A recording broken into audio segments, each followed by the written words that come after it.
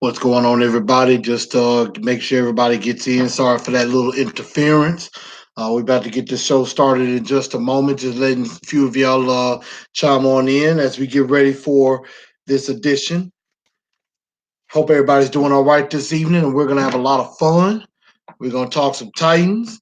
We're gonna talk some Bucs, and we're gonna talk a little bit of trade deadline and maybe some possibilities. So we definitely gonna see about that. I see Ryan Tannegoat, formerly Marcus Mariota, is here. Miss Frankie, how you doing? CW, how you doing? Y'all make sure y'all share the show out. Spread the word to everybody on Facebook. Spread the word to everybody on Twitter. Hopefully, try to put it out on Twitter to my guys, to Teron Davenport of ESPN, to Jim Wyatt, of course, the senior writer of the Titans, to Miss Amy Wells of the Titans, also to Mr. John Glennon, who writes for The Athletic. Hopefully, they maybe at least will show up and maybe log on to see the show and let me know what you think. But we're about to get this thing started. Alton, I am about to crank up your song exclusive. So that is definitely something exclusive to Titans and Truth. So we about to get ready to get started right now. Again, make sure y'all spread the word. Here we go. Tighten up. Let's get tightened up. Tightened up. It's a brand new dance and we about to go live. Tighten up, Nashville, rep the 615. First you tighten two steps, step to the right. Then you tighten two steps, step to the left. Blue jerseys everywhere, game face, yeah, we got it on. Sticking out our chest, beating on it like it's King Kong. Countdown, it's about to get rough. Here come the train, y'all. Tennessee, tighten up. Tighten up, let's get tightened up. Tighten up, let's get tightened up. Sticking out my chest, beating on it like it's King Kong. Sticking out my chest, beating on it like it's King Kong. Tighten two steps, step to the right. Do the tighten two steps, step to the left. Sticking out my chest, beating on it like it's King Kong. Sticking out my chest, beating on it like it's King Kong. Okay, alright. Titans got your hands all night, alright, okay. Titans gonna win anyway. First down, come around, we about to shut them down. We about to knock them heads. All right, officially, good evening, Titan Nation. How's everybody doing? Welcome in to a brand new edition of Titans and Truth. I am your host, Chris, aka Blue Enforcer, and shout out to my man Alton Hood. Shout out to my guy Nimzilla Park. That Titan two-step, always a tight jam to listen to.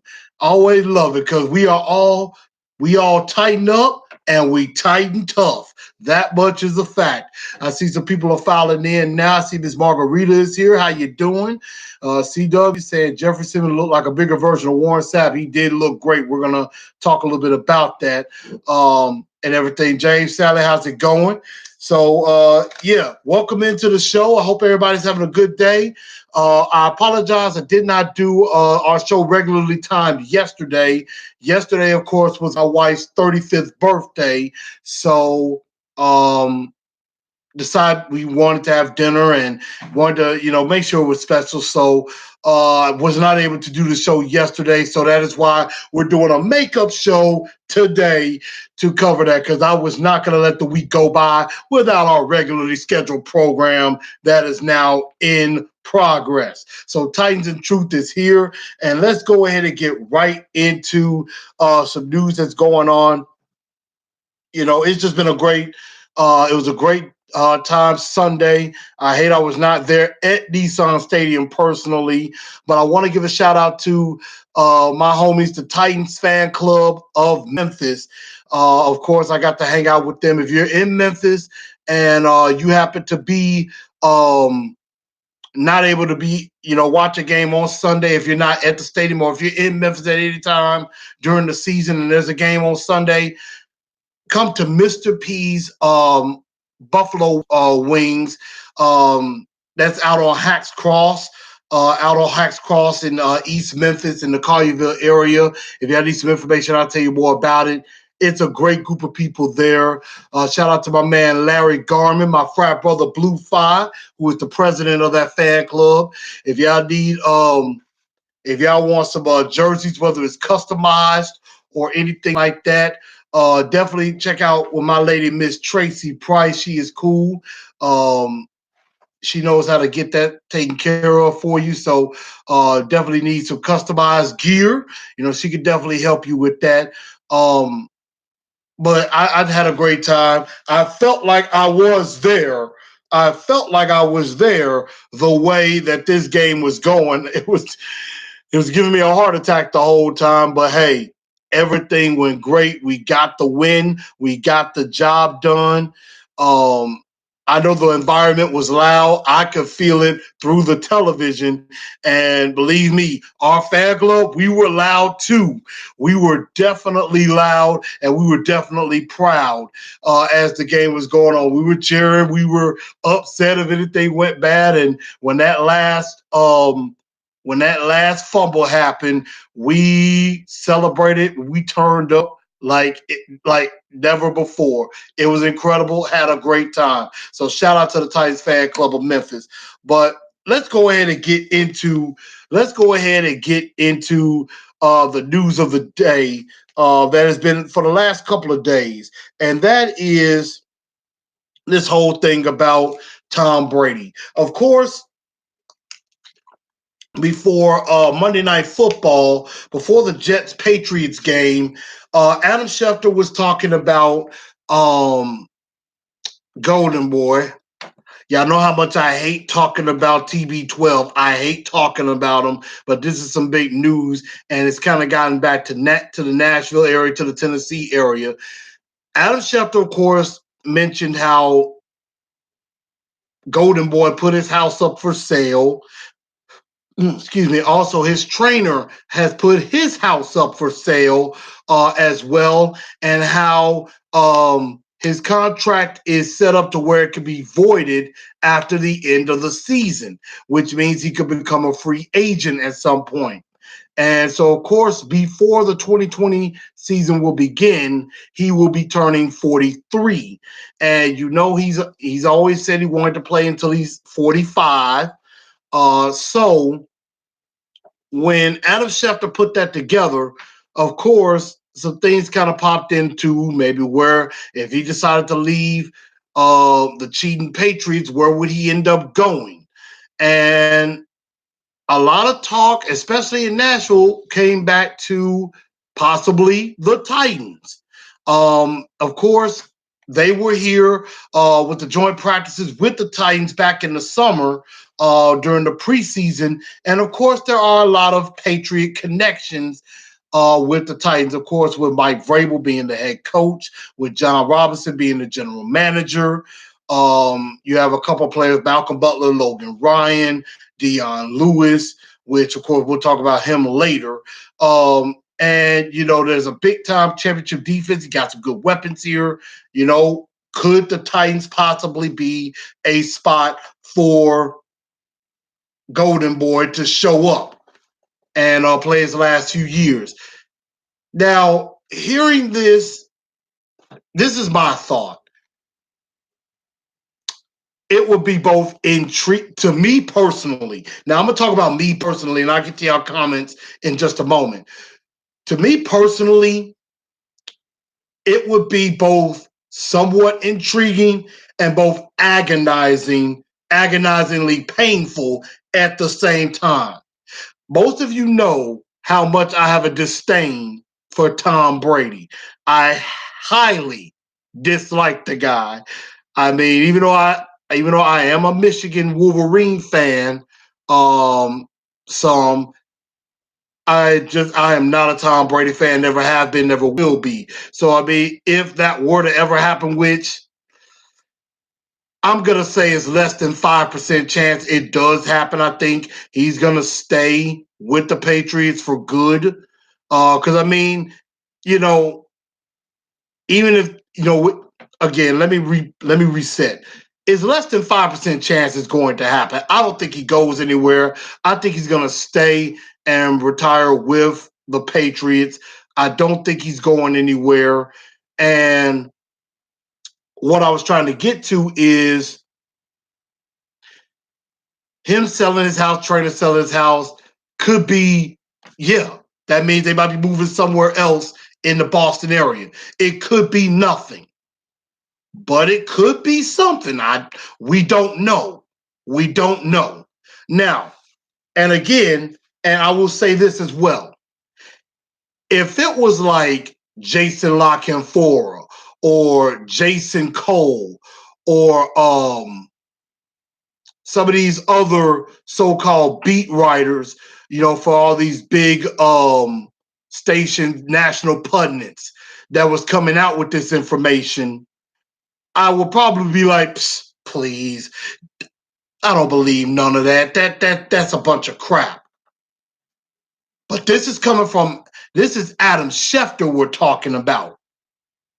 And I've always said this, and y'all know this, if it's coming from Adam Schefter or Ian Rappaport, there's some validity to that.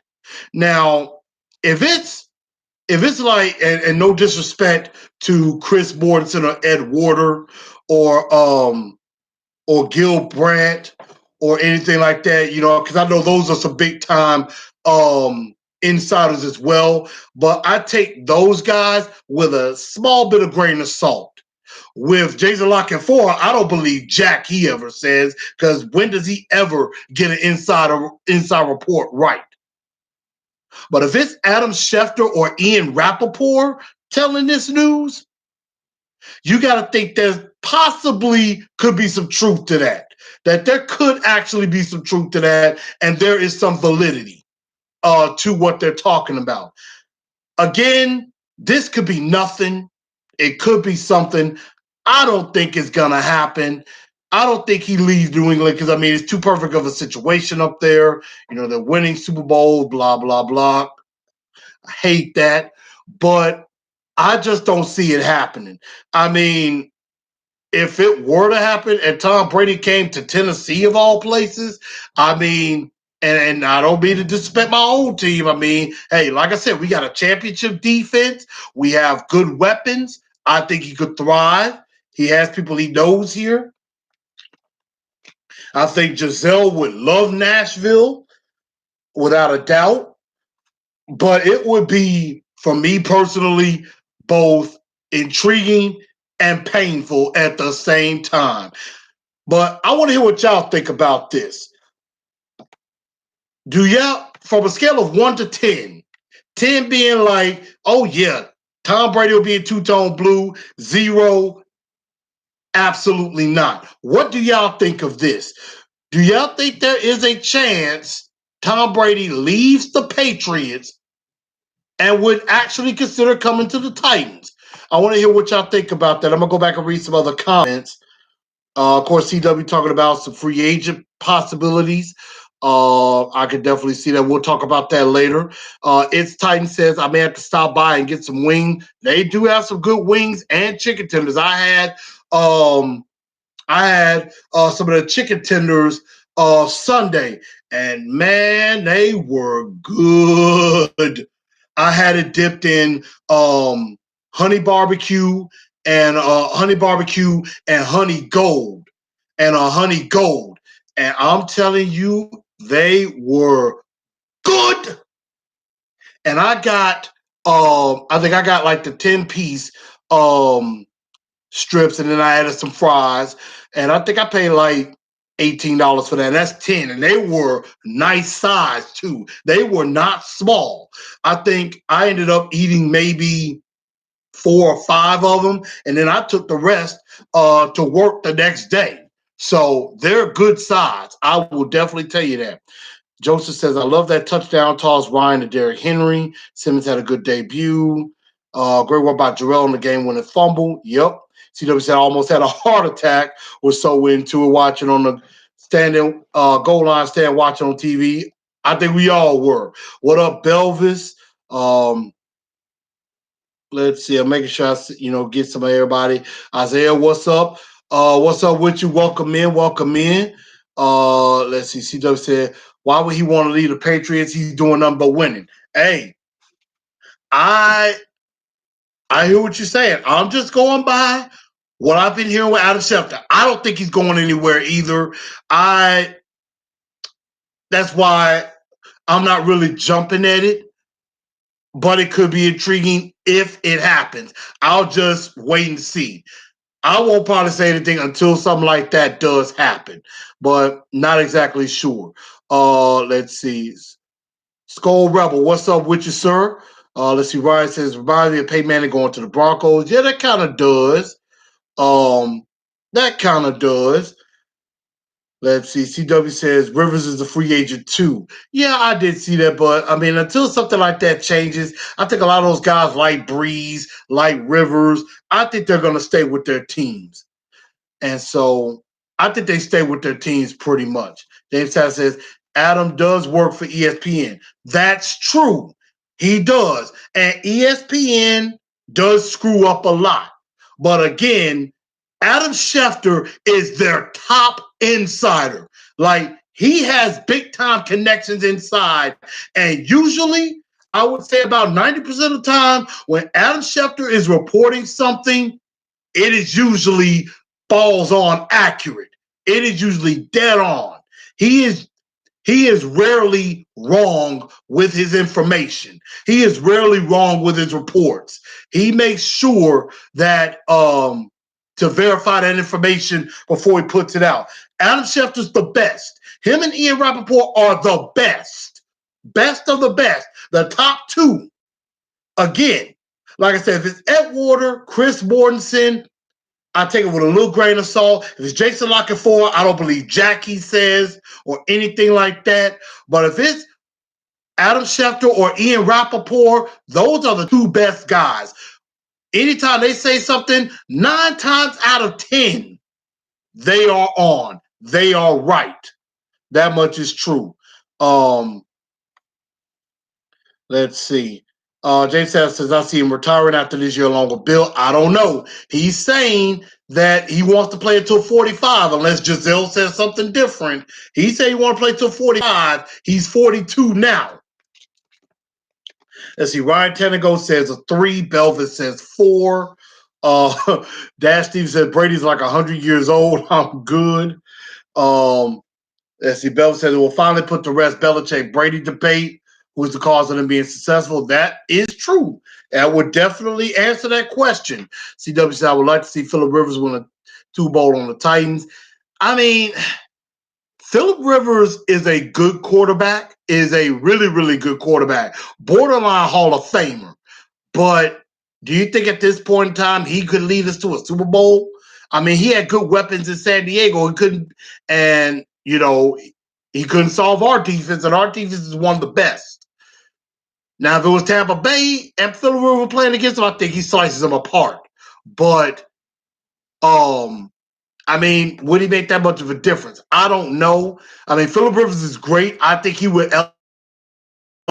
Don't get me wrong, and nothing against Ryan Tannehill, but Phillip Rivers would do better than Tannehill. I don't know if he's Super Bowl worthy just yet. I could be wrong.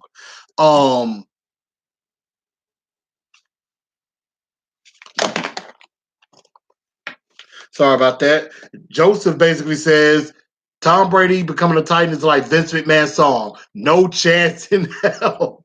So he basically saying there's no chance. I hear what you're saying. Lil Keto said lockdown Evans. I don't know what he means by that, but I think he's talking about Rashawn Evans. It's Titan says Tannehill is the GOAT. Well, we'll find out more. Put a few things together. Ryan Tannehill said Rivers will be perfect for Tennessee. I mean, I think Rivers is a good veteran quarterback, so maybe we'll find out. We'll definitely see. It depends if they resign Tannehill or not. Let's see. Rivers line is with the Chargers is one of the worst Titans right now. Much better. I mean, yeah, the Chargers defensive offensive line not totally great.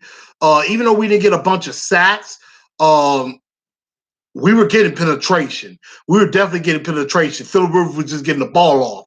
Any other quarterback, we probably sacked that quarterback about 4 or 5 times. So, yeah. I definitely agree. So I saw a couple threes, couple fours, couple of zeros. Yeah, I'm gonna say from 0 to 10, I'm gonna say about a 1. It's not gonna happen. I just don't see it. And if it does, I would be shocked at most. I would definitely be shocked if that happens. So let's now go in. Let's go in now to my final thoughts on the San Diego the not San Diego, the LA Chargers game where we won. And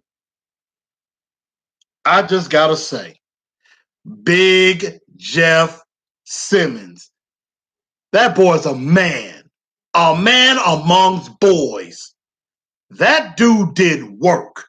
In 21 snaps, he was credited from the Titans with 4 tackles, 2 for loss, and a sack. And that doesn't even count some of the other things he did in the game. You know, one of his very first snaps, he was getting pressure, forced Phillip Rivers to throw an incomplete pass. He got in the way of that. And then he blew up another play and got to Melvin Gordon in the backfield.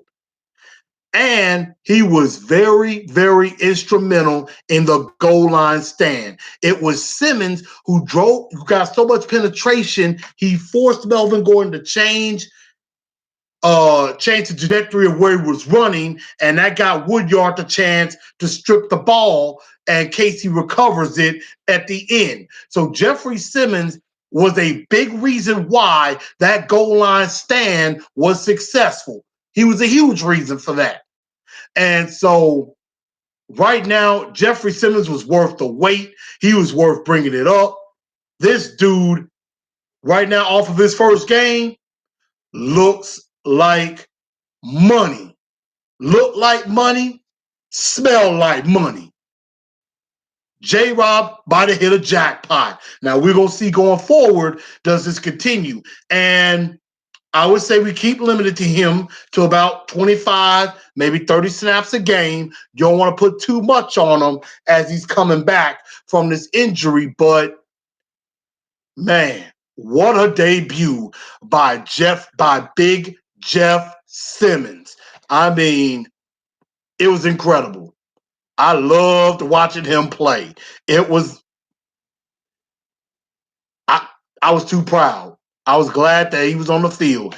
And also at the same time, Ryan Tannehill steps in 23 of 29, 312 yards, 2 touchdowns. He did have an interception, but that really wasn't his fault. That was because Jonnu could not hold off the pass rusher, and the pass rusher got a hand on Tannehill and messed up the throw, and that's how the pick happened. He took 2 sacks, which I think one of them was on him holding the ball too long. Other than that, Tannehill looked great. Opened it up for the receivers. You could tell the receivers are a lot more confident, a lot more happy. Of course, one person that was not on the field as much for that was Delaney Walker. Don't know why. Looks like there was some type of an injury, perhaps. And that's why he was out. And right now, from what I am seeing, and I'm trying to bring up some reports, trying to bring up some stuff. Let's see, Jayon, and this is from the injury report from today. As far as injuries, Jayon Brown, he was limited yesterday. He practiced fully today. Jarrell limited yesterday. He practiced limited yesterday, limited today. Jack Conklin, Corey Davis, Nate Davis, all full go today. Of course, Conklin and Davis were limited. Nate Davis, Corey Davis was out because of an illness. He practiced today. Rashawn Evans practiced limited both days. Sharif Finch has not practiced. He was limited Wednesday, did not practice today. Wesley was full participation. Adoree, Chris Milton, and Delaney Walker both did not practice yesterday or today right now. So We'll have to see what happens on Friday as far as Delaney is going. I don't know what's going on with that. I think word is that he may have re-aggravated that injury to the ankle, and that might have been the same ankle that was giving him that gave him that problem last year. So we'll have to definitely keep an eye on that and definitely see what's going on. And Dash Stevens saying Simmons is a beast.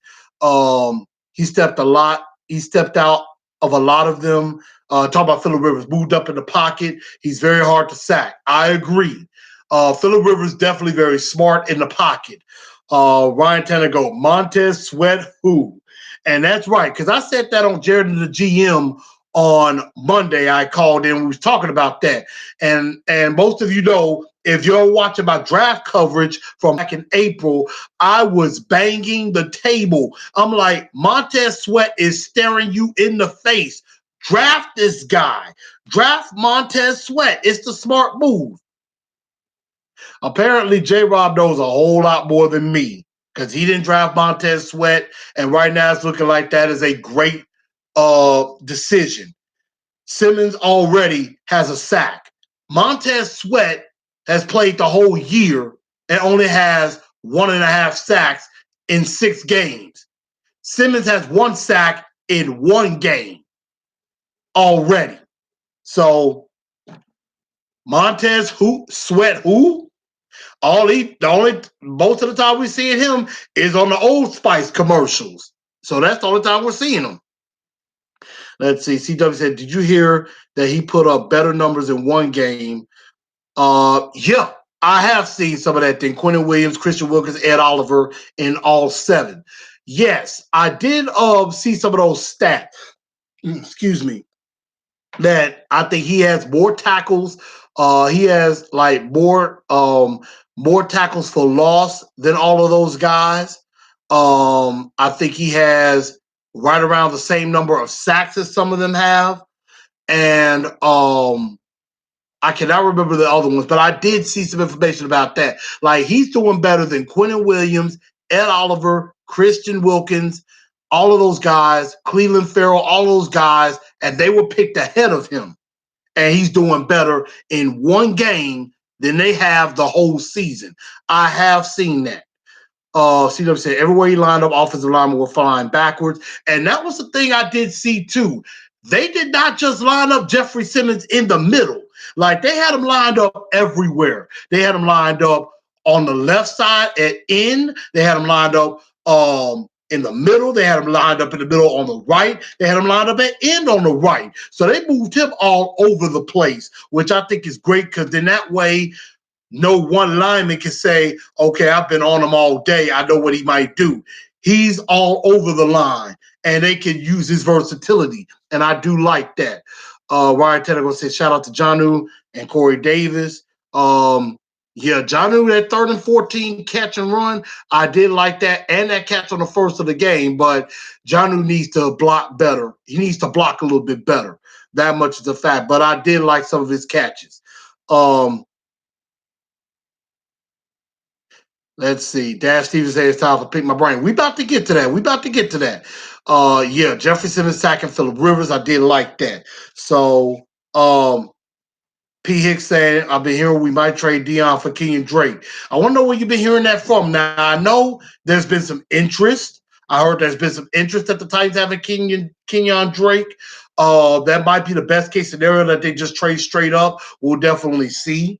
We're definitely going to talk about that. Um, but now let's get to our two-tone blue star of the week.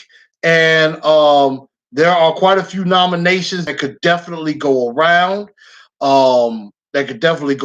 So I picked up a few. I said Derrick Henry. I said Rashaan Evans could be a definite pick. Of course, Derrick Henry had 22 carries, 90 yards, and a touchdown. Rashaan Evans had 10 tackles. Tannehill had his big game. Jeffrey Simmons, of course. Wesley Woodyard could be nominated because he got that game-winning fumble in case he recovered. So there's a lot of nominations for the two-tone blue star of the week. So I want to hear some of y'all nominations. Who do y'all have as the two-tone blue star of the week with that? So I want y'all to put some of that out. Let's see. We got Ryan Tannehill saying star of the week, Woodyard for the forced fumble. Let's see. Mike Mayock says if he would have been healthy, Simmons would have been drafted at 4. You know, a lot of people said that. I mean, if Jeffrey Simmons had not been hurt, you know, even despite all the stuff about his past and everything, which I think is behind him, he would have been. He's a top 5 talent. We may have gotten the steal of the draft. This dude was supposed to go in the top 5, at worst, top 10. There was no way he was supposed to fall to us at 19. There was no way on earth he was supposed to fall to us. No way. And I think we might have gotten a gem. I think we might have gotten a gem. And let's see. So I'm just checking some things. But yes, Belvis saying number 17, which of course is Tannehill and Big Jeff. James Sally says Brett Kern, and I've forgotten even to mention Brett Kern with his fake punt pass. I mean, what can this guy not do? I mean, MV punter. I like that. I definitely like that. Ryan Tannehill saying, of course, Woodyard, Dash saying T-Rack. I don't mind that. I want you to elaborate on that, Dash, on T-Rack. CW says Tannehill and Jeffrey Simmons. AZ Mix says Brett Kern. Let's see. I'm just seeing if there was any more nominations, so I'm just looking at that. But I like some of these nominations, definitely. But I will Two-Tone Blues Star of the Week. I'm going to give an honorable mention. I'm going to definitely give an honorable mention to Ryan Tannehill and to Brett Kern. Brett Kern, what can he not do? I mean, it's just incredible what he's able to do. What he's able to do. He punts and puts people inside of the 10-yard line. And y'all forgive me right now. We got quite a bit going on, so we still good. But we definitely have we definitely got Brett Kern. I mean, he can punt, leave people inside the 10-yard line, and he can throw. So I mean, it's incredible what this guy can do.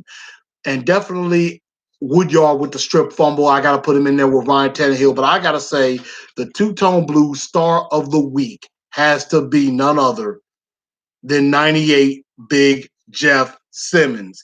Been impressed. I think this cat, him and Jarrell Casey, are going to be best friends for life. And I'm just going to enjoy watching those two guys play together. So without a doubt, the Two-Tone Blue Star of the Week, Big Jeffrey Simmons. But as y'all know, when there's always a Two-Tone Blue Star of the Week, there's also a Dunce of the Day. And shout out to my mama-in-law. I love my mamas. Shout out to her. You know, she was in the background making sure that everything is secure. So everything is all right there. Shout out to mama. I love her to death. But whenever there's a star of the week, there is also somebody that was not very great, as we put down for Dunce of the Day, who has to wear that dunce hat. And we also can include Charger players on this as well. I already saw a couple say Dunce Cody Parkey. Of course, he doinked an extra point. Let's see.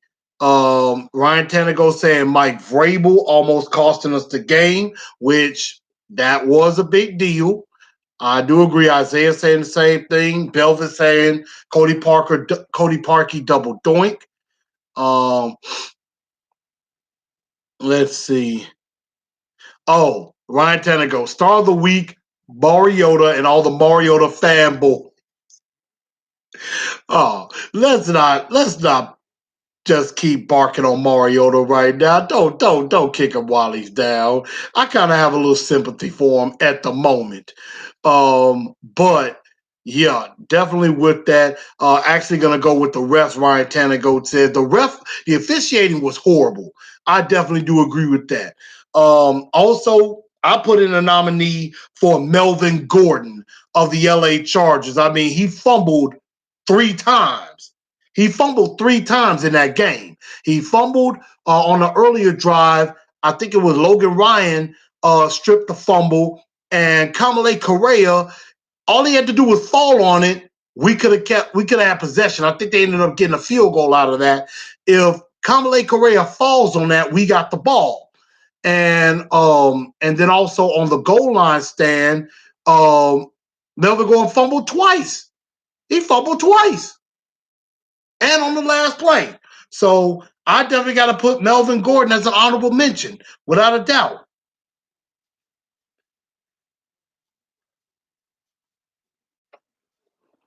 Let's see. One wasn't called, should have been a Kevin Byard recovery. I'm not sure exactly which one you were speaking on as far as that. You might have been talking about the one before, but before the Wesley Woodyard play. And the Tannehill first down. I know. I definitely see what you're talking about. And let's talk about that. The fourth down call. And I put Vrabel on an honorable mention. I put Vrabel as an honorable mention. No, I take that back. I'm sorry. Melvin Gordon is the honorable mention. And and I would say Vrabel could definitely be a cold dunce of the day because he very much did almost cost us this game. On that fourth down, it looked like Tannehill got the first down. I know a lot of people will say with the second effort, he didn't get it. But the refs kept saying that he lost yards, which he didn't. He didn't lose yards. If you look close enough, and you really wish you could have seen it from the other side, but the way I looked at it and the way I saw it, Tannehill was going up, and as he turned, if you saw that yellow line, that's the first down marker, as Tannehill turned, his helmet was clearly past the first down, and the ball, if you looked at where the ball was to that yellow line that I was looking at, the nose of the ball was beyond that marker. It was at that line or beyond. Tannehill got that first down. But Vrabel, what I do not like about him is that he listens to the refs way too much beforehand. It's like he was thinking about challenging it, but the refs were coming over him to saying, look, even if you challenge that, there's probably a good chance we're not going to overturn it. We got to have conclusive evidence. And I'm like this.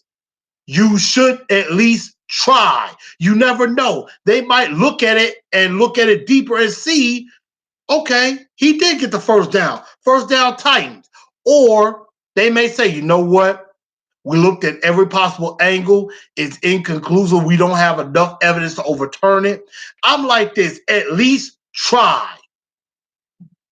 So part of me understands why not go for it, because if you lose it, you lose a timeout.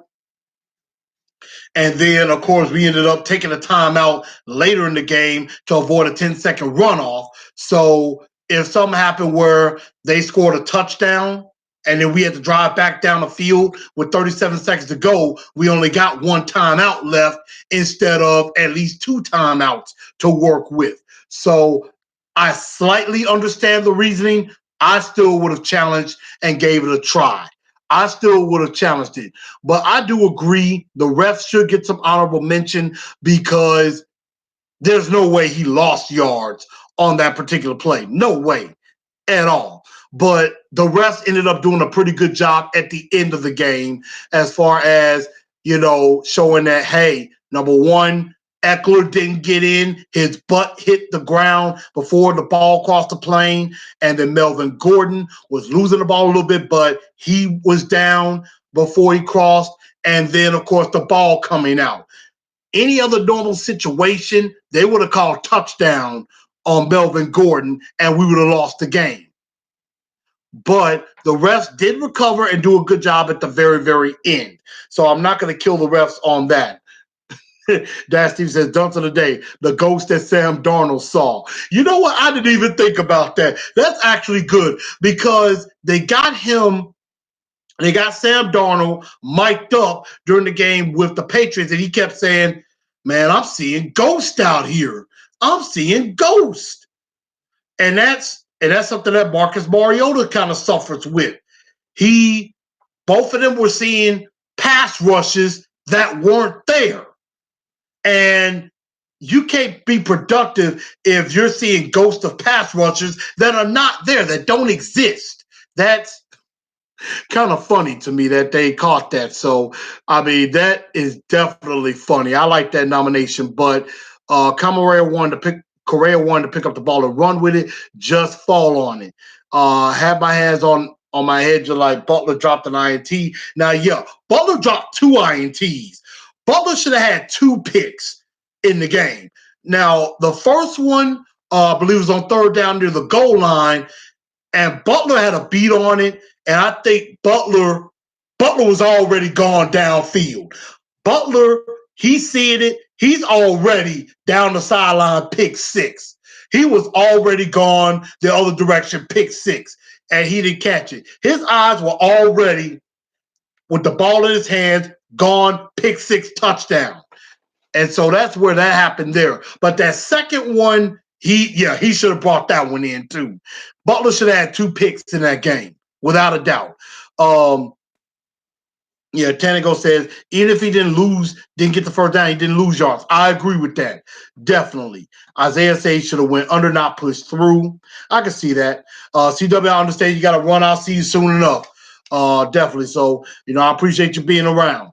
But my dunce of the day has to go to, honorable mention does go to Mike Vrabel and the refs, and also to Mike Vrabel and the refs. But my two-tone blue dunce of the day, number 1 has to be Melvin Gordon of the LA Chargers. I mean, this dude held out into the season trying to get a big contract. He doesn't get paid, and he's screwing up ever since he came back. Austin Eckler looks great. Melvin Gordon does not. I mean, he really didn't do anything in this game. I mean, we basically shut down their running game. And Eckler was very good in the passing game, 7 catches, 103 yards, and a touchdown. But Melvin Gordon did absolutely nothing in this football game. Fumbled 3 times. He had 16 carries, 32 yards. 2 catches, minus 3 yards. So on the day, he had 29 yards from scrimmage. Where Eckler, he had 5 carries, 7 yards, but 7 catches, 118 yards on a score. So Eckler looks like he's the better back of the two. But the two-tone blue dunce of the day, first is Melvin Gordon. The second one, gotta say the doinkster, Cody Parkey. I mean, he hits a 45-yard field goal. He hit the extra point. He hit 2 extra points. But when we could have went up 17-10. He doinked the extra point, and that almost came back to bite us too. Because let's think about it. If Anthony Lynn was a little bit smarter, and I understand they were trying to get in, if Parkey hits that extra point, instead of it being 23-20, it's 24-20, and the Chargers would have had to score. They could have kicked the field goal and tied the game. They almost had a shot at just kicking the field goal and tying the game, going to overtime, if Melvin Gordon hadn't fumbled. If he fumbles and don't get in, they kick the field goal, we're going to overtime. If Parkey doesn't doink one of those extra points, it's 24-20, they got to score, and we're up 4. So Cody Parkey has to get it. But he'll get another chance against the Buccaneers. Let's see if he doesn't doink this one. But Ryan Suckup is practicing now. He can come back for the next game against the Carolina Panthers. So that is a great sign. So Cody Parkey and Melvin Gordon, the co-dunces of the day with that. So what's up, Terrence Young? You just watching. I understand you've been on the road. Hey, welcome into Memphis. I'm here too. So glad you're here and everything. Glad you were able to catch up. But we're into the second half of the show. So now it's time for Pick My Brain. Pick My Brain. So let's go ahead and let's get into that. So Dash Stevens, you can fire away. You can fire away now. Um, Let's see. I had a couple from Joseph Rodriguez. I know he said he had an early pick my brain. He said when we went for it with Ryan Tannehill on fourth down, was it a good no call by Vrabel by not challenging it? We have talked about that. We have talked about that again. I thought he should have challenged that. I thought he should have challenged that because I think we could have gotten some more definitive evidence.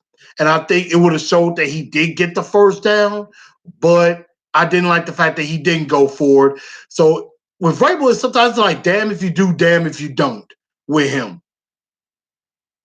I mean, that's just kind of how it is with him. It's like, damn if you do, damn if you don't. When it comes to that, Vrabel, it seems like anytime he makes a decision, it's the wrong one. Anytime he makes a decision, we're all thinking, do the opposite, So, yeah, I know Vrabel is trying. Vrabel is trying with that. So that was one with that. So let's see. I know we got a few more. Let's see. But y'all go ahead and get your questions out.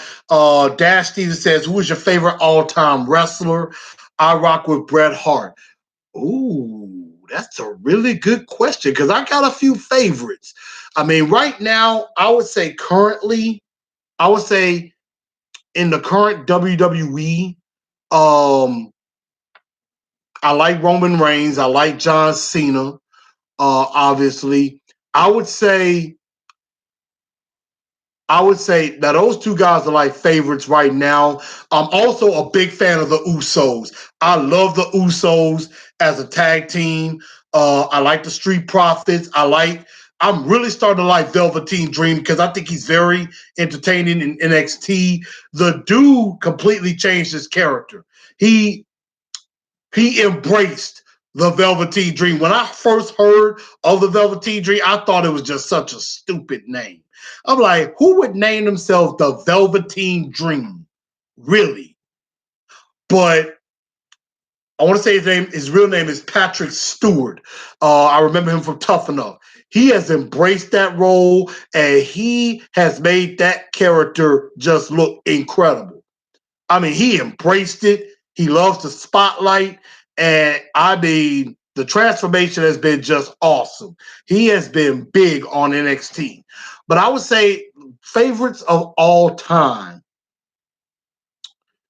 I was always a fan of the Wolfpack, so I would probably have to say one of my favorite wrestlers of all time. I would definitely have to say, uh, I would have to say Sting is one. Here's my top five: Roman Reigns, John Cena, Kevin Nash, Sting, and my number one favorite of all time is a tag team, LOD, the Legion of Doom, the Road Warriors. My favorite tag team of all time. Probably my favorites of all time, no matter what, singles or tag team. LOD, the Legion of Doom. That's it. Hands down, that's my favorite right there. The Legion of Doom. I love that tag team. Greatest of all time. Rest in peace to Hawk. Rest in peace to Hawk. I mean, anytime those guys came out, I got excited with the spiked up shoulder pads, and the red and black, and you got the flickering lights. They go, oh, what a rush. Love that tag team. Best of all time, without a doubt, is the Road Warriors. LOD. Love LOD. Hold on a second, y'all. Okay, there we go. Let's see. Let's see, 1,000-yard backs are dime a dozen nowadays. I agree with that, Rizzo Vegas. Let's see, Isaiah. Let's see. Never should have do that prevent defense. Now that I agree with too. I didn't like the fact that we were up 23-13, and Vrabel even said it. That was the worst defensive possession of the season. Went into that safe prevent. I hated that. I absolutely hated that. DPs needs to don't do that ever again. Keep your foot on the gas. You got a chance to finish them. You're up 10. You don't give them yards. We basically gave them a touchdown. So I didn't like that. I do agree. Let's see. Isaiah says decisions come at the worst time. I agree with Vrabel. Ryan Tannehill says, will Corey Davis finally be able to show his potential with Tannehill starting? I think so. Buck Rising did a show, did his A to Z primetime I watched, and he was talking about who was the number one wide receiver, A.J. Brown or Corey Davis. He said Corey Davis. And he said he got to watch him work out, and he was like, everything he saw in the workout shows Corey Davis is the number one guy, and that the problem was operator error by the quarterback. Because there was some next-gen stat that said that Corey Davis had his man beat by 2 to 3 yards. In the NFL standard, that is wide open. And what was going on? Marcus wasn't delivering the ball. And because there were a lot of passes Sunday that Tannehill was making that Marcus would not have thrown. Both touchdown passes, Marcus Mariota would not have thrown those passes. And we all know it. The one to Corey Davis, he definitely would not have thrown. He would not have thrown that between two defenders in that tight window. No way Marcus would have threw that. So I think now, A.J. Brown and Corey Davis, they could explode. And we're about to tell you why in just a minute. Let's see. Who will cover Mike Evans in this Sunday's game? I think it's going to be a collection of everybody. I think some of it could be Malcolm Butler. Some of it could be Logan Ryan. I would say Chris Godwin is the most dangerous of the two, in my honest opinion. We all know what Mike Williams can do, but Chris Godwin is coming. He is developing into a big-time receiver. He had 10 catches, 145 yards in the game against the Panthers. Against the Panthers 2 weeks ago in London. So Chris Godwin is the more dangerous receiver of the two, in my opinion. But both of those guys are going to be difficult to cover. But we're going to talk about that in just a minute. Let's see. Jackie Chisholm, homegrown Memphian and originally Tennessee Oilers fan. Would you say would Tannehill trade for a quarterback or draft one? I like Cam Newton. I would say right now, depending on how Tannehill does, if Tannehill does well in this game, I'd say you re-sign Tannehill to maybe a 2-year deal, 2 or 3 year deal where you can opt out after one, and you draft a quarterback, let that quarterback sit behind Tannehill for a year. We got to take the Kansas City approach. And think about it. The more Tannehill looks good, the more, if we do resign him, his trade value goes up.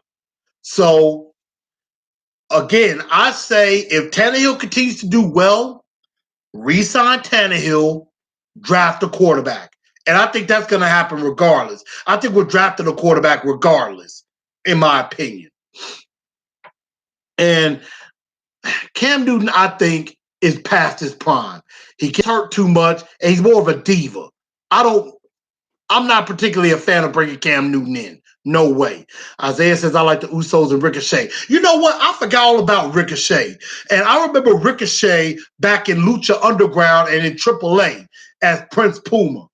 This guy could do some awesome things. And he is a lot stronger than you think. Because there were times that he would do a Northern Light suplex, flip over, then he comes over, lifts the guy with a deadlift vertical suplex, and then he does the 630. He's developed like a code breaker move called the recoil. Ricochet, he's going to be Universal Champion one day. I definitely say that. Isaiah also says, Velveteen Dreams, a character, love it. I do too. Ryan Teddico said, do you think we move Marcus Mariota at the deadline?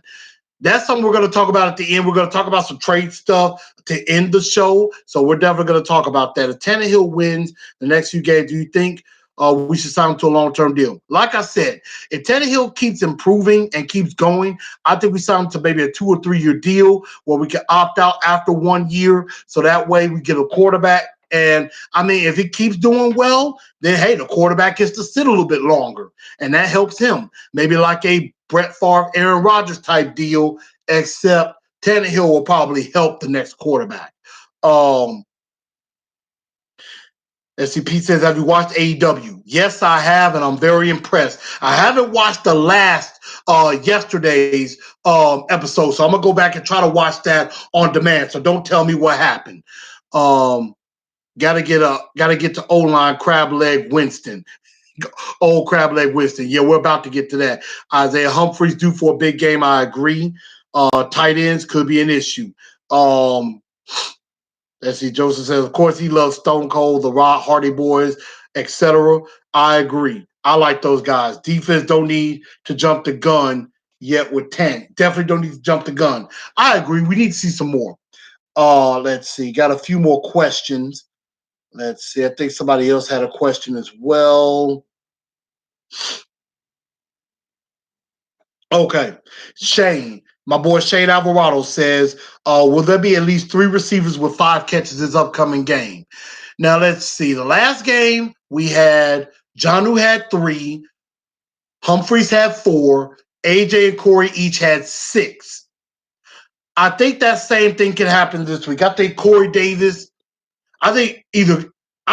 Corey Davis or AJ Brown, one of them is going to have 100 yards receiving, if not both. I'm going to say Corey Davis has 100 yards. AJ Brown has about 80, 90 yards. I think they both get touchdowns in this game. I think Humphreys gets about 5 catches, 70 yards. I think Tannehill goes to 300 again. I think Tannehill gets another 300 game. And I will tell you why, because this is the 32nd ranked pass defense in the league, and we'll get to that. He said, do you think Tannehill could be the guy to lead us to 10 or 11 wins? I don't know yet. Because we kind of dug ourselves into a hole. For us to even get to 10 wins, let's see, we're 7 games down. We got 10 games to go. And we're 3-4. To do that, we'd have to go 7-2 the rest of the way to get to 10-6. We'd have to go 8-1 to get to 11-5. We would have to go 6-3 to go to 9-7, to get 9-7. Now, this is where I think we could get on a roll. I think we've beaten the Chargers. We could beat Tampa Bay, maybe get a win in Carolina, maybe surprise some people and get a win over Kansas City. We're at 6-4. We're at 6-4 going into the bye. And then I think we could beat the Jags at home. We could be 7-4. We could easily get on a roll and win like 5 in a row. We get to maybe 6-4 going into the bye week. 10 wins is definitely possible at that point. Isaiah says, Bucs secondary giving up the most yards, but run defense very solid. And again, we're going to get to that. Jeffrey Simmons have a breakout game. Well, he had a breakout game in the first one. I think he could follow it up. We're definitely going to find out if he can follow that up. So, I love Jeffrey Simmons. I think him and Jarrell Casey, again, best friends. I absolutely love it. Let's see. I'm trying to think if we got any other questions. And also, I forgot to mention, y'all know what this is. This is not the exact date, but this marks the 3-year anniversary of Titans in Truth. I forgot to mention that. I didn't even think about that until earlier today. But yes, this is the 3-year anniversary of Titans in Truth. 3 years ago, October 26, 2016, was when Titans in Truth started. With me and Miss Tamika Truth Hurts Wembley. Shout out to my homie, Miss Truth Hurts, Miss Tamika. I know she was in Nashville last week for TSU's homecoming. So shout out to you, Tamika, for helping me get this started. and everything with that. But it's been 3 years and we're still going. We're still kicking. We had a lot of memories.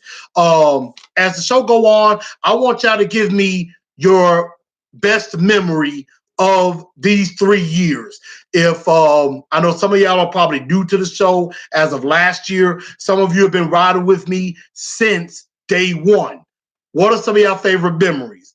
And it can even include some of my Facebook posts as well. I know a lot of people are probably going to talk about one in particular in just a bit. But yeah, I definitely have enjoyed bringing Titans of Truth these 3 years, and I'm looking forward to more, without a doubt. But I think those are all the questions that I had, and we're going to definitely go into previewing the Bucs because I know we've been over an hour on everything. So let's keep going with that. Now we get into the Bucs game, and we're talking about Jameis Winston. And this was supposed to be the matchup of 1 versus 2 for the last time. Winston versus Mariota, except, well, Mariota is not playing in this game. And Jameis had a horrible game the last time out in London. He threw for 400 yards. He only had 1 touchdown, 5 interceptions, and he lost a fumble. He fumbled twice, lost 1. So he had a horrible game, with everything.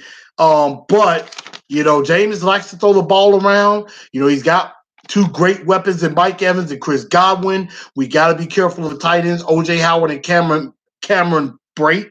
Even though they really haven't produced a lot, the Titans have had some issues covering corners, had some issues covering tight ends. So we got to definitely be careful of that. But, of course, the Bucs are the 15th best offense. They're only 21st in running the ball, but they're 9th in passing the ball. They're 4th in the league in scoring. They average about 28 to 29 points a game. But they're 3rd in the league in sacks allowed at 25. Winston's been sacked 25 times. And so their offensive line, not great. Because the Carolina Panthers had a field day. They had 7 sacks, and most of them were up the middle. Dante Poe had a sack. Gerald McCoy had 2.5 sacks. Brian Burns, a guy that would have been a nice pickup. Burns, Bruce Irvin, Poe, they each had a sack. I think another defensive end, his last name was Butler, I think, had 2 sacks. So, their offensive line, not very good. And their running game, not very good either. Like, I know about Ronald Jones II, and I think another guy named Barber. I don't even know who that is, to be honest. So it's all on Jameis with that. But on the other side of the ball, you got, even though they're the 22nd best defense in yards, now they're number 1 against the run, only averaging giving up about 69 yards a game on the ground. So they're going to be very tough to run on. However, and this is very interesting, you got a defense that is number 1 in the league in stopping the run, but they're the worst in the league in stopping the pass. Very, very interesting. Best run defense, worst pass defense in the league. They're first against the run, 32nd against the pass. They are the worst. And they are also the third worst team in the league in points allowed. They give up an average of close to 31 points a game. So this could be a field day for the Titans offense. And I honestly think we have a better defense, so I think we could shut them down. Now, they do have some good players on defense like Levante David and Dominican Sue. We definitely got to watch out for Vita Vea. He's a monster space eater in the middle. Devin White, the first round pick that they picked up from LSU. Shaquille Barrett, excuse me. He leads the league in sacks at 9, even though he had really 7 in 2 games. So in the other 4, he only has 2 sacks, and he did not have a sack against the Panthers. So if it was 9 sacks and he had, like, let's say, maybe a sack in every game or two, I could see that being something. But he had like 4 sacks against the Giants, and he had like 3 sacks against the Panthers the first time. After that, he hasn't really done anything. So I'm not really worried about that. But yeah, they're going to be very stout stopping the run. And I think it could be like a pick your poison type situation. It's like they could be so geared up to stop the run because they know Derrick Henry could do some stuff that it leaves the passing game open for Tannehill to exploit them. And then when they back off out of the box to try to kind of help against the pass, that could open up the run a little bit. That could open up the run a little bit to where it could be a little bit effective. So I think it could be more of a pick your poison type situation for the Tampa Bay defense. Be like, you know what? You want to just gear up to stop the run? We'll hurt you in the passing game. If you try to back up to help that 32nd ranked pass defense, we can hurt you in the run game. And I think we have a better offensive line than Tampa Bay does. And I think we may have a little bit of a better offensive line maybe than Carolina. So we'll definitely see about that. Joseph says crab leg Jameis Winston is going to get those hands. With Jeffrey Simmons, I think he could go Braun Strowman and get those hands. I agree. Isaiah Garrett says, you going heel. Yeah, I could probably say a lot of people will probably say that's probably one of the best moments of this show in 3 years. Benson says the last video when you went on a rant, Marcus getting benched against Denver. Yep, I was mad about that game because I was miserable watching that game. I was coming back from St. Louis. I was driving back to get here to see that game, and that's what happened. Facebook post game. Yeah, I remember that. It doesn't look like Jackson will play, so Sims needs to step up. Now, yeah, Adoree has not practiced the last 2 days. I don't know if he's going to go. I think he has some type of toe injury. But LaShawn Sims has shown in spurts that he can step up. So we're going to definitely see about that. Derek Roberts, what's up? You haven't missed much, but that's okay. Burrow Native said, do you think Derrick Henry would be better if he had a better backup? Deion Lewis is terrible. I would say it would help him a little bit to spare him. We're definitely going to find out because, we need a backup that's more similar to him, somebody that can also run between the tackles. So when that other backup comes in, you can't just assume. Because if Deion Lewis comes in, 90% chance it's a pass, pretty much. It's a pass. Because Deion Lewis isn't that strong to run between the tackles. Somebody like Kenyon Drake can run between the tackles. Mama Boy said, your rant after the 21-0 Baltimore shutout. Dang, Mama Boy went back. Okay. I appreciate that, Mama Boy. That was kind of cool. Going back to that, I did go off on that because that was another miserable game. Because not only was it 11 sacks, it was in the rain. It was raining all over. The poncho that I originally got was torn up. Somebody else gave me one of their ponchos. It was just a miserable day, without a doubt. Let's see. James Hatter said back should be Rod Smith. We should use him. I don't know why they're not using him. Maybe he had some kind of an injury or something like that. Maybe they're bringing him back. I don't know why they haven't used Dalen Dawkins much either. Darren Robinson says, congratulations on 3 years. Thank you very much for that. But I appreciate y'all. Y'all are the reason that I've been able to keep going for 3 years. And I want to keep it going, and we're going to make it bigger and better than ever. So thank y'all. Thank y'all. Y'all are the reason why Titans and Truth has been going for 3 years and will continue to go on into year 4. So thank y'all. Much appreciate that. So this leads, here's some stats. Winston, 400 yards, had 1 touchdown, 5 picks, and a fumble. Mike Evans had 9 catches, 96 yards. Godwin, 10 catches, 151 in that game. Barber and Ronald Jones II combined for 14 carries, 42 yards. Now, defensively, they shut Christian McCaffrey down. They held him to 22 carries, 31 yards, and 4 catches, 26 yards. He did have a touchdown, though, receiving. But DJ Moore had 7 catches, 73 yards, the pick out of Maryland back in 2018, I want to say. And so this leads me to my Blue Enforcer 4 points to victory. Number 1, for the offense, show no mercy.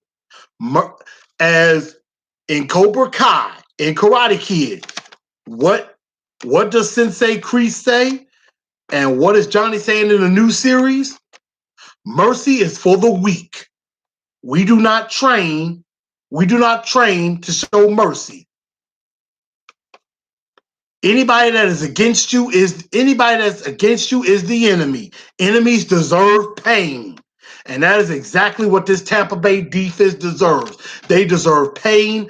Unleash on them. Do not show mercy. Do not let up. This is a 32nd ranked pass defense. Corey Davis and A.J. Brown should have field days on them, as well as Adam Humphries in the middle. And Adam Humphries came from Tampa Bay. He knows how some of them corners work. He's practiced against them for years. He could find some spots in the zone. I think Adam Humphries could have a nice day. But then again, some of those guys on the defense know how Adam Humphries works. So we could see that. Oh, dag, I got a like from Buck Rising. Buck, I put out my tweet. I tweeted out saying the show is live. So Buck Rising obviously liked my tweet. So shout out to Buck Rising. Shout out to him on that. So I definitely do appreciate that. But yeah, here it is. Show no mercy. Get on them. Stay on them. Get on them early. Do not give them a chance to breathe. And do not let up at all. Let's see. James Allen said McCaffrey ain't Big Henry. He's very versatile, though. But Big Henry, they may not want to tackle him late. Isaiah says Humphreys due for a big game. I agree with that. Derek Roberts says Buck sounds and looks like Andrew Luck. At times he does, but I give Buck Rising a lot of love. Buck Rising is cool in my book. I definitely enjoy A to Z Prime Time when I watch and everything. So shout out to him and everything. So Buck Rising is my guy. I talked to him a couple of times. I would have tried to have him on, but I know he normally does A to Z Prime Time, maybe close to the same time that I do mine. So maybe I could get him in for a spot interview, maybe record. Maybe I can get them on Facebook or something like that. Maybe we do a quick live on Facebook. But that's number 1. Number 2, let them pick their poison late in the game. We still got to run the football on them. Even though they're the number 1 team against the run, we can't be afraid to run on them. Remember a couple of years ago, we played the Packers, and we blew them out. And everybody was talking about how the Packers were the number 1 team against the run coming into that game. And what happened on the second play of the game? DeMarco Murray's 75-yard touchdown run. And that led to the blowout, to the 47-21, 47-25 blowout of the Packers. So just because they are the number 1 run defense, that don't mean we can't run at them. Again, pick their poison. If they try to stack up to stop the run, we can throw on them. If they try to back up to try to cover, to help coverage, we can run the ball. So either way, they're picking their poison. Number 3, shut down the run and attack the trenches. This is where I think on both sides, we need to attack their defensive line. Even though they got Sue and Vita Vea, we got to attack their defensive line. And our defensive line with Simmons, Casey, Wake, we got to attack their offensive line. They gave up 7 sacks. They've given up the 3rd most sacks in the league. We could sack Winston. I expect to get at least 5 sacks in this game. I think Simmons gets another one. I think Casey is due for a couple of sacks, and I think Wake gets back on the sack board as well. And last but not least, number 4, let the Jameis Winston that was in London come here. Show up and let the picks rain. Let it make it rain on us. Let Jameis Winston rain those picks down on us. I think Byard, they was talking about that on the radio today. I think Byard could get a pick or two. I think Malcolm Butler might get a pick six in this game. I think I see about, I would say Winston's going to throw 3 interceptions in this game. I think he throws 3. And I think I see a pick 6. I think a pick 6 is going to happen in this game. So those are my 4 points to victory. Let's see. Joseph talking about trading a trade. We'll get to that. Burrow Native said, who you got win tonight's game? I know it's Vikings and Redskins. I'm going Vikings. I'm gonna go Skull for my play on team, Miss Cooper Smothers. Shout out to her. Shout out to her on that. I'm going with the Vikings to win this game. Redskins, no disrespect to my friend Crystal Hayward, who loves the Redskins. Redskins are just not good. They're not good at all. They're not. They stink. Vikings will win this game. Plain and simple. And Isaiah, I think you're right. It was the first play. It was the first play. I'm sorry. 75-yard run. Because that was right before Taylor Lewan went out because he got ejected. But yes, show no mercy. Let them pick their poison. Attack the trenches. Get sacks. And let jolly old London Jameis Winston show up and let the picks rain. And here's my prediction. I think I get back on my winning track because I think I picked the Chargers last week. So I think I want to say I'm 2-4. I got to check up on my picks. I'm going with Tampa Bay. I'm going with the Titans to win this game, and I think it's going to be a blowout, 31-10. I think the Titans get over 30. They give up 30 points a game. I think Tannehill continues to be better. I think he throws for another 300 yards. I think he gets I think he throws for 3 TDs in this game. I think Derrick Henry gets another one. I think it's going to be a big game for this offense. And I like our defense. I think we could shut down Jameis Winston. I think we could hurt him. And that's what I think is going to happen. Titans 31, Bucs 10. I think they're going to win going away, and they get to 4-4 going to Carolina. I think that's good. Will be what will happen. Now, let's get to the blue bombshell as we get ready to close out this show. Because I know I've been going over an hour and 15 minutes. I'm going to go ahead and shut this down because the game is on. Trade deadline is coming up. Now, John Robinson is not going to make a move before the Tampa Bay game, in my honest opinion. But after that game is over, the trade deadline is on Tuesday. I definitely think John Robinson is going to look at making a move. I don't know if he does. And I think a lot of people have been asking, could it be straight up Dion Lewis for Kenyon Drake? And this is what I'm saying. I have three guys and 3 situations where we could trade a guy, and also 3 situations where we could trade for somebody. And this is what I'm thinking, because I know I'm going back. There were some questions.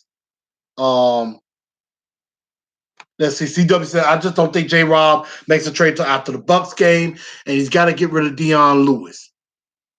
Let's see. 3 targets for J-Rob. CW said Kenyon Drake, Brandon Sheriff, the guard, Von Miller, or maybe even Robbie Anderson at wide receiver. Let's see.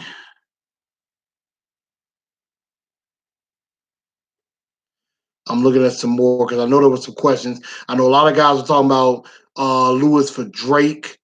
And I think that was the most of what it is, was Lewis for Drake. Here's what I'm thinking.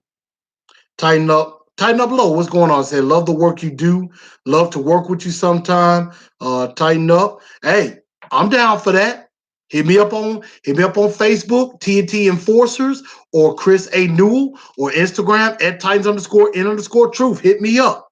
Definitely wouldn't mind. Here's what I said. 3 guys that I think we should trade at the trade deadline, or we could. One is Dion Lewis. Dion Lewis, I think, is the one that's gonna is most likely to get traded because I think, number one, if you could get rid of him, you save some money on the cap, or they're going to cut him after the offseason. So I think Dion Lewis definitely gets traded. I can see him getting traded. Maybe you might be able to get a late round pick. Somebody could use him maybe for a late round pick, maybe for a 6th or 7th round pick, or at most a 5th rounder. Now, of course, a lot of people have talked about Dion Lewis for Kenyon Drake. I don't know if Miami is going to get rid of a back to bring in another back. I don't know. Now, maybe they say, you know what? Kenyon Drake, is going to be a free agent anyway. Dion Lewis, yeah, we could take it on now, but then we could cut him, and then it won't count against our cap anyway. So I could see that, but I don't know. I was trying to see, at least try to get a pick. But if Miami is willing to do Drake for Dion Lewis straight up, excuse me, I wouldn't mind at all. The second player, and let me see, Dion Lewis, where else could he go? I don't know anybody else that might need another running back that could be running back needy anywhere in the NFL. But I mean, I could see where that does happen, where he does get traded to maybe another running back needy team at the time. The second player I would say is Marcus Mariota. Now, I say this very loosely. Try to get something for Marcus, maybe a 4th rounder or something like that for Marcus, because he can still produce. Again, his price tag being $20 million is a problem, but I could see maybe the Bears calling at last minute. I could definitely see the Bears doing that. Maybe Pittsburgh might call, because, I mean, they got Devlin Rodgers, and I don't know if Mason Rudolph is going to come back, because, I mean, he had that concussion, and it was scary because he said, I don't even remember the play. So, I mean, that might scar him for life. So maybe Pittsburgh comes calling about Marcus as well. Maybe LA, maybe the Chargers. Ken Wisenhunt had Marcus Mariota before, so the Chargers may come calling. I think some teams might try to call about Marcus Mariota. I would say if you could get him for a 3rd rounder, that's a steal. If somebody offers a 3rd rounder for Marcus, I'm taking the deal. I'll take the deal, and I'll go sign a backup quarterback off the street. I'll sign a backup quarterback off the street and roll with Tannehill. But I think if you could get Marcus for a 4th, maybe a 5th rounder, that's cool. 4th rounder or more, I'll do it. I would do it, honestly enough. Teron. Oh, Teron, what's up, man? What's up with you? Welcome in. My God, Teron Davenport from ESPN chiming in. Welcome in, man. I'm glad to see you. Of course, talking about Detroit. Now, you talking about running back or quarterback? Now, Matt Stafford's up there at quarterback. Of course, Kerryon Johnson for Detroit was put on IR. So, yeah, I could definitely see Dion Lewis going to Detroit with Kerryon Johnson going to IR. So, thank you, Teron. I appreciate that. Shout out to him. Definitely Dion Lewis to Detroit. I could see that with Kerryon Johnson going to IR this week. I definitely remember seeing that. Cool. Shout out to Teron from ESPN chiming in. Joseph said, we're going to rain hell and fire on those Pirates in Nashville, and I am going to watch. I know you're watching the Wild and the Predators coming up. Trading Marcus, like I said, I could see the Bears calling. I could see Pittsburgh maybe calling about Marcus. LA, the Chargers could definitely call. Maybe somebody to take over for Phillip Rivers. I doubt anybody like Cincinnati is going to call, even though, they could get rid of Andy Dalton and go on to Marcus Mariota, but they're going to be picking so high, they're going to pick a quarterback. So I think they want to pick a quarterback instead of free agent. So definitely don't see Miami or Cincinnati trading for a quarterback. And because they got so much luxury. Miami has 3 first-round picks. Although I wouldn't mind trying to see if I can fleece them for one of their late first rounders, I wouldn't mind, but they're not going to do that. Miami's not going to give that up. Definitely not. But I can see Marcus going. Austin Johnson is the third guy because Austin Stanley said this on A to Z Sports. We got 6 defensive linemen. One of them could be expendable, which I think is Austin Johnson. He's not going to be re-signed after this year, and he's really not shown me anything. Jeffrey Simmons, Jarrell Casey, you got Isaiah Mack coming in. Then you got Matt Dickerson, who they really like, and I'm forgetting one more defensive lineman, Daquan Jones. You got all of those guys. Austin Johnson's getting lost in the shuffle. If you could get Austin for maybe a 5th or 6th rounder, I like it. I think Austin Johnson could go, and he's an expiring contract as well, to a team that needs some defensive line depth. He's not a terrible player, but not great. Mama's boy saying Saints, maybe for a quarterback, they could go for a running back. I mean, Kamara has been down. He's been injured a little bit. I could see Deion Lewis maybe going to New Orleans. Marcus, I don't think is going to New Orleans because I think Drew Brees is going to go back to New Orleans, and they got to decide with Teddy Bridgewater what they're going to do. I don't see where they bring Marcus in and they have 3 quarterbacks on the roster. Definitely. So I don't really see that. But Austin Johnson or Daquan Jones, I don't think the Titans would even entertain giving up Daquan Jones. Austin Johnson, I think they could give up and they'll be fine. Who would I trade for? One is Kenyon Drake. He's familiar with Derrick Henry with Alabama. He is definitely more versatile. He can catch out of the backfield. He can catch passes, run routes. He can also run in between the tackles. I remember the game in Miami. I want to say Matt Castle was starting that game. Kenyon Drake hurt us in that game. No, that was Frank Gore. My bad. But Kenyon Drake definitely hurt us in the 7-hour game. That's what it was. The 7-hour game, Kenyon Drake was effective against us. Definitely. He could definitely be a good player coming out of the backfield, could spare Henry, and can run between the tackles, and we don't look so predictable. So I definitely like Kenyon Drake as a possibility. Joseph says, trade Roger trash fold. Unfortunately, with his big number, we're paying him $11 million, and we can't get out of his contract until after next year. So trading Saffold ain't going to happen right now. That's just not going to happen. Another thing you could do is trade for an offensive lineman. Brandon Sheriff he was formerly picked number 5, I think, in the draft some years ago. A lot of people think he might, I was looking at Titan sized, and they were talking about Brandon Sheriff as a possibility. Sheriff might command too much of a price, maybe a little bit high. I think the Redskins maybe look for a 2nd or even a 1st round pick for Sheriff. That's too rich for my blood. If that's the case, I pass. I pass on that. But if you can, I can see if the Redskins, if they give us like a 5th rounder, and Sheriff for maybe a 3rd rounder, okay, I can see that. But then again, we only got 6 picks. We got our 1st, our 2nd, our 3rd. We don't have a 4th rounder because we gave it to Miami for Tannehill. We got our 5th, our 6th, and 7th rounder we got from Cleveland.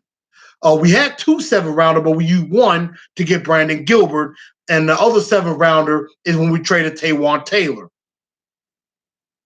So, I think getting an offensive lineman would be nice, but I don't think there's any other offensive lineman out there. I know Austin Colbert, who was with the Browns, got traded, I think, to the Rams for a 5th rounder. So we'll definitely have to see about that. And plus, I know Sheriff has struggled in Washington, so I don't know if that would even be worth it. Last but not least, will have to be a pass rusher. I'm thinking about Vic Beasley or Von Miller. I would love to get Von Miller, but he's going to command at least a second rounder. And it would really depend. If Tannehill does so well that we can risk a second rounder, then I would be okay with that for Von Miller. But I know Von Miller is getting onto the wrong side of 30. So we do have to be careful with that because his play, we might be getting to where Von Miller is getting past his prime. And we need somebody that might be in their prime or heading into it, which brings up Vic Beasley. Now, Vic Beasley has struggled in Atlanta. Maybe a change of scenery could help. He is still young enough that he might be able to help us produce. And I think we could get him for cheap. I think we could get him for like a fifth or sixth rounder. And he could produce. He could be that other guy on the other side of Harold Landry. And then, hey, if he helps us out, that's one less thing we got to worry about in the draft as far as a pass rusher. So I would say Kenyon Drake or Vic Beasley could be the two guys I would want the most as far as trading. So I definitely like both of those guys. But y'all, make sure y'all, if you haven't subscribed to the channel, make sure that you do. Shout out to Teron Davenport. I appreciate him coming in, even watching. I appreciate that. Teron, make sure you tell your friends about this. Tell everybody else about this. Tell them Titans of Truth is coming. And hopefully, Teron, I can get you on the show next week, maybe with an interview or something like that. But I appreciate you. Appreciate Buck Rise, and I'll talk to you. Make sure y'all share this out. Check out TNT Enforcers for my Facebook live after the game, after the Bucs game. Make sure you go to Titans_N_Truth on Instagram and TNT Blue Enforcer on Twitter as well. So definitely going to be coming out with more. Thank y'all for tuning in. Vic Beasley would be good, very versatile. But thank y'all for tuning in to Titans in Truth. My name is Chris, Blue Enforcer. Appreciate y'all. Y'all can go watch the big game, and y'all can go watch the Predators. Definitely go Prez. I'm finna go do that. Go get me on some dinner. And I will holler at y'all on Sunday. Peace out. Tighten up. And for Joseph, I got to do one more thing for you before we do get out of here. I got to do one of my favorite themes to get us out of here.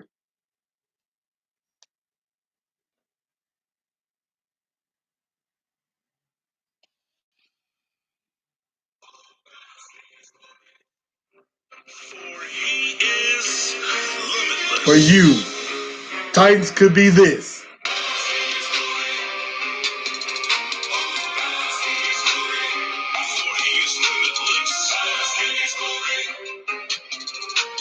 Let's get ready to bask in Titan glory.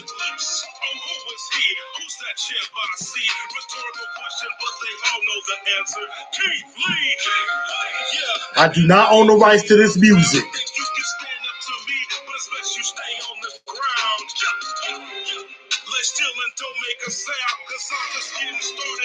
Shout out to my boy Keith Lee, doing big things. Former football star.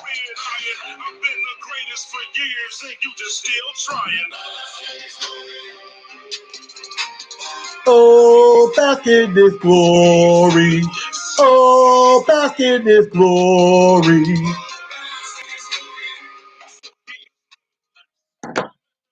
Good night, y'all. Thank y'all for tuning in. Y'all have a good one. Tighten up.